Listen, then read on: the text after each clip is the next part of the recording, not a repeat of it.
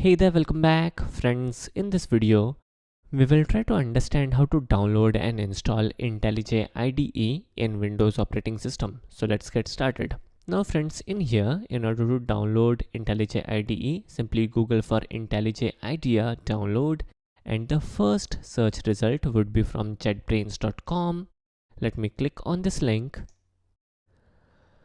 and on this page we have two flavors of IntelliJ IDE. First one is ultimate version, and then we also have the community version. We will use the community version as for demonstration purposes it is good enough, and this is also a free version of IntelliJ IDE. Now friends, if the operating system you are using is different, you can definitely select Mac OS or Linux link, and based on the operating system you can download the setup. So as we are making use of Windows, we will click on download for exe setup, and this will start the download in couple of seconds. The size of the setup is large enough, so we will simply cancel this one, and I have already downloaded this setup and kept it on desktop. So here is the setup by the name of Ideal C 2008.3.4. This is the latest version of IntelliJ IDE, and let me click on this IDE installer, and this will take a couple of seconds to install.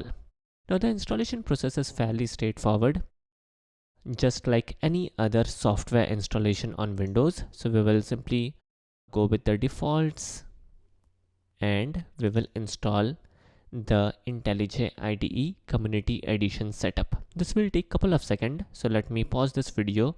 Once the extraction and installation is completed, I will also show you the interface, and I will also show you how to run the very simple Hello World program on this IDE.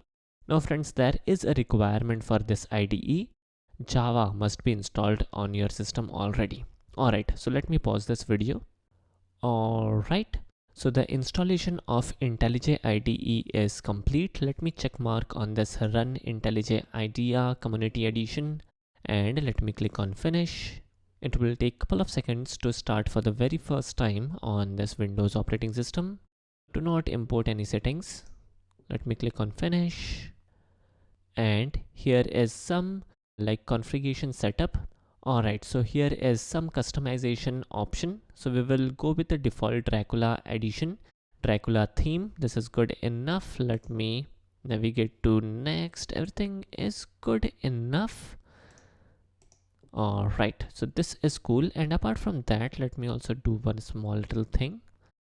Once the IDE has been started, I will right click on this icon and we will pin it to taskbar so that we can quickly launch it by clicking on the icon in the taskbar. Alright, so as of now we will click on this create new project link, and here are a couple of things. It will ask us which type of project we would like to create. So in here it would be like simple Java project, and we will make use of SDK as 1.8. Let me click on next, and we will go with the simple Java Hello World program. Let me click on next. Project name would be Hello World, and let me click on Finish. It is taking a couple of seconds, and here is our IDE up and running. There are a couple of tips, we don't need it. Let me expand this IDE.